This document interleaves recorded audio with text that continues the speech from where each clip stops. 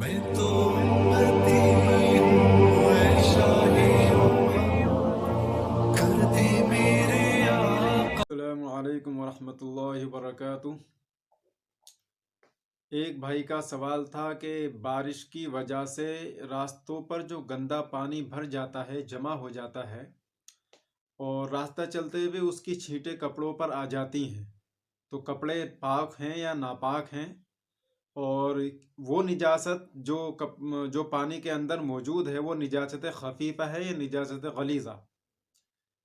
अक्सर जहन में ये बात आती भी है कि रास्ता चलते हुए छींटें आ जाती हैं जब बारिश होती है, तो कपड़े पाक हैं या नापाक हैं। और शामी से उसका जवाब ये है कि बसूरत मसअला राह चलते हुए गंदे पानी की छींटें लगने से मुराद अगर गटर का पानी है तो इसका हुक्म यह है कि गटर का पानी नापाक है। इसकी छींटें अगर कपड़ों पर लग जाएं और वो 1 दिरहम यानी 1 रुपये के मिकदार से ज़्यादा हों तो उसे धोकर पाक कर लेना ज़रूरी है, क्योंकि वो नापाक है। अगर गटर का पानी और बारिश का पानी दोनों मिले हुए हैं तो निजासत का असर और रंग देखा जाएगा। अगर जाहिर हो तो पानी नापाक है।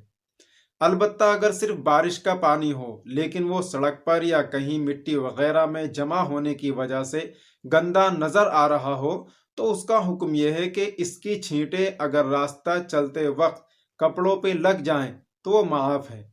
उनसे एतराज मुश्किल होता है, क्योंकि राह चलते हुए बारिश जब हो रही होती है तो छींटें आ ही जाती हैं, बशर्ते कि नापाकी का असर जाहिर ना हो।